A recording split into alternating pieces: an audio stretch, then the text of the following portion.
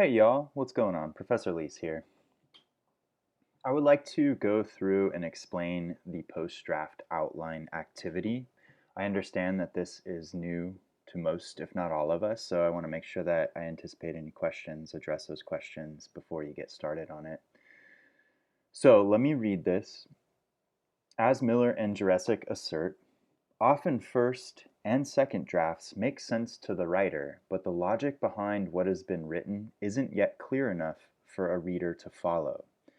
This can be caused by gaps in the research or argument, lack of attention to what readers need to know and when they need to know it, too much information, or too many ideas about one topic and not enough about another, or the lack of good transitions.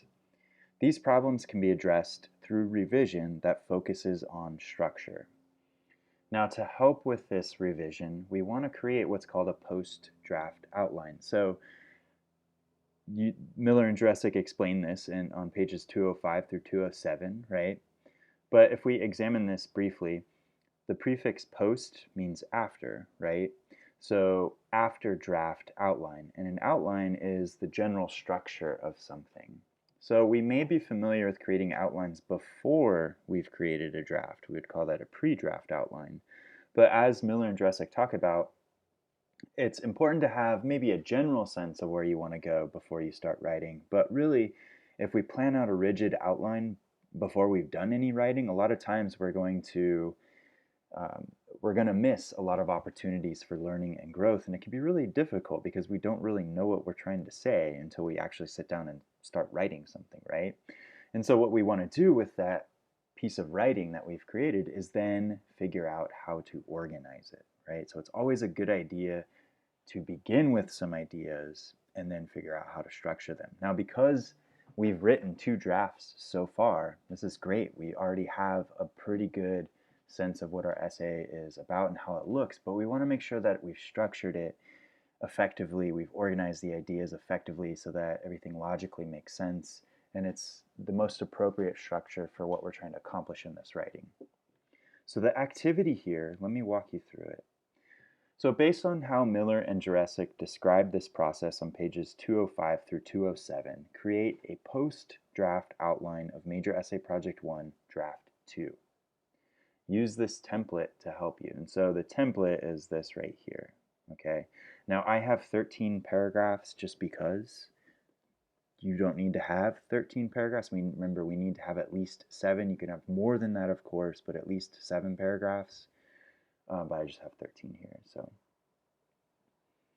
for each paragraph in your draft, determine what its main point or focus is. Remember that every paragraph should focus on one main point. After reading through the paragraph and determining its point, write it down on a sheet of paper. It doesn't need to be a complete sentence, a simple phrase, or half sentence will do. So just enough for you to be able to look at it and say, oh yeah, that paragraph is about this idea. Okay, so you'll do that for every paragraph in your draft. So if you have 7 paragraphs, you'll do that 7 times. You have 8 paragraphs, you'll do it 8 times. 9 paragraphs, 9 times, etc. on down the line. So you'll have the same amount to correspond with the number of paragraphs you have in your draft. Keep in mind that some of your paragraphs may not have a clear point. Maybe it's vague, or maybe you have too many ideas packed into a single paragraph. If you come across a paragraph where you're having trouble determining its main point, don't make a point up. So this is really, really important. Don't just make a point up. This defeats the purpose of this exercise. Instead, make a note on your draft that that paragraph needs more work. Maybe you need to expand the idea. Maybe you need to split the ideas into separate paragraphs. Maybe you need to move them to another section of your essay. Or in some cases, maybe you need to get rid of the idea altogether. So I want to stress the importance of being able to let go when we're writing. It's not wasted effort, so if you do need to scrap a point or a section of your essay just because it's not contributing to the overall meaning of your paper, that's okay. That's a part of the process. Professional writers do that all the time. So I don't want you to view that as wasted work or wasted effort, because it's not, because in the end it really helped you formulate those ideas. So think of it more of like behind the scenes stuff you don't want other people to see. but it still contributed to what you do show people, right? Which would be your polished draft. So yeah, don't make a point up. Don't just impose a point on a paragraph. Say, oh, I'm not really sure. Let's just say it's that. Because again, that's defeating the entire purpose of this activity, and we don't want to do that. So post your post-draft outline to the discussion thread and reply to at least 2 posts from your colleagues. If the post has more than 2 replies already, find another colleague's post that doesn't have any replies yet. In your reply to your colleague, ask any questions you have about how one point in their outline leads into the next. Does this seem like a unified progression of ideas? Again, rather than just items listed out, right, or items in a list, disconnected items in a list. We want to make sure that each point logically connects to what comes after it, right, so that we're working toward greater understanding. Everything has a purpose.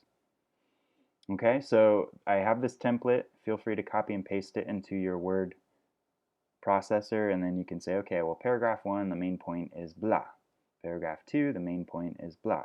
Paragraph 3, on down the line. And then again, say you get to paragraph 4 and you're like, oh, shoot, I'm not really sure what this paragraph is about.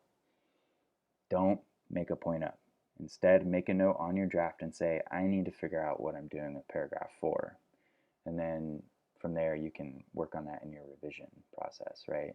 Because if you yourself, as the writer, don't know what the paragraph's about, how can you expect your reader to know what it's about? So it's really important that you're not making points up just to get this activity completed. That defeats the whole purpose of it.